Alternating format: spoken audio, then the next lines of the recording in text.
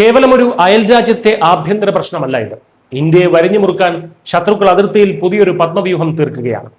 രാജ്യത്തിനകത്ത് കടന്നു കയറി ഒരു ചുക്കും ചെയ്യാൻ കഴിയില്ലെന്ന് ഉറപ്പായതോടെ പാക് ചാരസംഘടനയായ ISI ഇപ്പോൾ തങ്ങളുടെ പുതിയ താവളം കണ്ടെത്തിയിരിക്കുന്നു. നേപ്പാൾ. ഖത്തറിൽ നിന്നും തുർക്കിയിൽ നിന്നും കോടിക്കണക്കിന് രൂപയുടെ വിദേശ ഫണ്ടാണ് നേപ്പാളിലെ അതിർത്തി ഗ്രാമങ്ങളിലേക്ക് ഇപ്പോൾ ഒഴുകിക്കൊണ്ടിരിക്കുന്നത്. UP, ബീഹാർ അതിർത്തികളിൽ ഇന്ത്യയെ കാത്തിരിക്കുന്നത് കേട്ട് കേൾവിയില്ലാത്ത വലിയൊരു നിഴൽ യുദ്ധം തന്നെയാണ്. കഴിഞ്ഞ ജൂലൈ 26-ന് നേപ്പാളിലെ സൻസാരി ജില്ലയിൽ പൊട്ടിപ്പുറപ്പെട്ട സാമുദായിക കലാപം ഒരു തുടക്കം മാത്രമായിരുന്നു.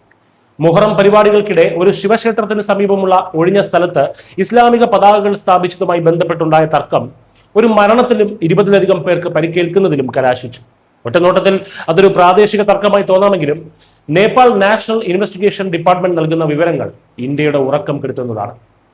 ഈ കലാപത്തിന് പിന്നിൽ അതിവിദഗ്ധമായ ISI ഗൂഢാലോചനയുണ്ട്. കലാപത്തിന് തൊട്ട് മുൻപുള്ള ദിവസങ്ങളിൽ അതിർത്തിയിലെ മദ്രസകളിലും പള്ളികളിലും നടന്നത് ഞെട്ടിക്കുന്ന രഹസ്യ കൂടിക്കാഴ്ചകളാണ്.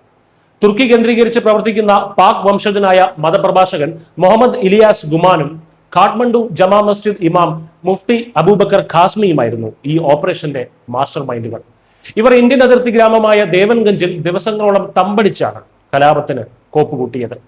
ഏറ്റവും ഭയപ്പെടുത്തുന്ന വസ്തുത ഇതൊന്നുമല്ല. പാകിസ്ഥാൻ, തുർക്കി, ഖത്തർ എന്നീ രാജ്യങ്ങൾ ഉൾപ്പെടുന്ന അതിശക്തമായ ഒരു പുതിയ ഭീകര അച്ചുതണ്ട് നേപ്പാളിൽ രൂപപ്പെട്ടിരിക്കുന്നു. ഇവർ വഴിയാണ് കോടിക്കണക്കിന് രൂപയുടെ അനധികൃത ഫണ്ടിംഗ് അതിർത്തിയിലേക്ക് ഒഴുകുന്നത്.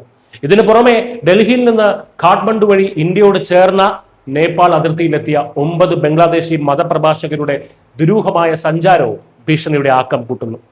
ഇന്ത്യയിലെ ആഭ്യന്തര സുരക്ഷാ സംവിധാനങ്ങൾ മുൻപെങ്ങും ഉള്ളതിനേക്കാൾ ശക്തമായതോടെ പ്രതികാരത്തിനായി ദാഹിക്കുന്ന പാക് ചാരന്മാർ നേപ്പാളിലെ മദ്രസകളെ മറയാക്കി ഇന്ത്യയിലേക്ക് നുഴഞ്ഞു കയറാൻ ശ്രമിക്കുകയാണ്. ഒരേ സമയം പാകിസ്ഥാനും തുർക്കിയും ഖത്തറും ബംഗ്ലാദേശിൽ നിന്നുള്ള സംഘങ്ങളും അതിർത്തിയിൽ വലവിരിക്കുമ്പോൾ ഇന്ത്യൻ സുരക്ഷാ ഏജൻസികൾ അതീവ ജാഗ്രതയിലാണ്.